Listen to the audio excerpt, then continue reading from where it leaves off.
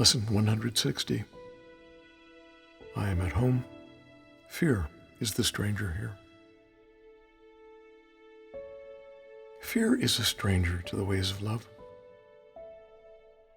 Identify with fear and you will be a stranger to yourself, and thus you are unknown to you.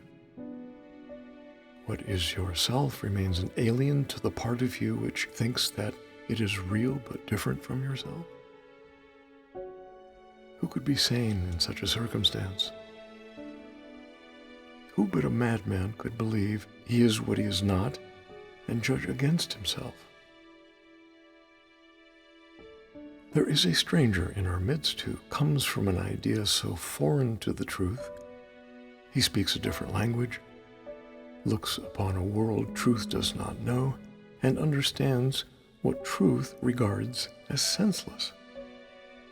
Stranger yet, he does not recognize to whom he comes, and yet maintains his home belongs to him, while he is alien now who is at home. And yet how easy it would be to say, "This is my home. Here I belong, and will not leave because a madman says I must." What reason is there for not saying this? What could the reason be except that you had asked this stranger in to take your place and let you be a stranger to yourself?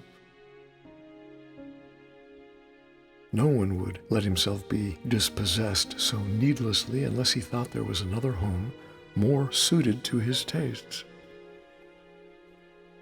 Who is the stranger? Is it fear or you that is unsuited to the home which God provided for his Son? Is fear his own, created in his likeness? Is it fear that love completes and is completed by? There is no home can shelter love and fear. They cannot coexist. If you are real, then fear must be an illusion. And if fear is real, then you do not exist at all.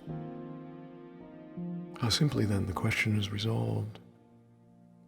Who fears has but denied himself and said, "I am the stranger here, and so I leave my home to one more like me than myself, and give him all I thought belonged to me."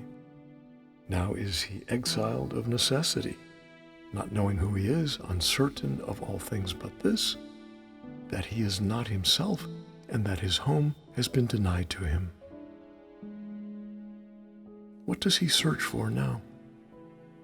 What can he find? A stranger to himself can find no home wherever he may look, for he has made return impossible. His way is lost, except a miracle will search him out and show him that he is no stranger now. The miracle will come, for in his home his self remains. It asked no stranger in, and took no alien thought to be itself, and it will call its own unto itself in recognition of what is its own. Who is the stranger? Is he not the one yourself calls not? You are unable now to recognize this stranger in your midst, for you have given him your rightful place. Yet is yourself as certain of its own as God is of his Son. He cannot be confused about creation. He is sure of what belongs to him. No stranger can be interposed between his knowledge and his Son's reality. He does not know of strangers. He is certain of his Son. God's certainty suffices. Who he knows to be his Son belongs where he has set his Son forever. He has answered you who ask, "Who is the stranger?" Hear his voice assure you, quietly and sure, that you are not a stranger to your Father, nor is your Creator stranger made to you. Whom God has joined remains forever one, at home in him, no stranger to himself. Today we offer thanks that Christ has come to search the world for what belongs to him. His vision sees no strangers, but beholds his own and joyously unites with them. They see him as a stranger, for they do not recognize themselves. Yet as they give him welcome, they remember, and he leads them gently home again where they belong. Not one does Christ forget. Not one he fails to give you to remember, that your home may be complete and perfect as it was established. He has not forgotten you, but you will not remember him until you look on all as he does.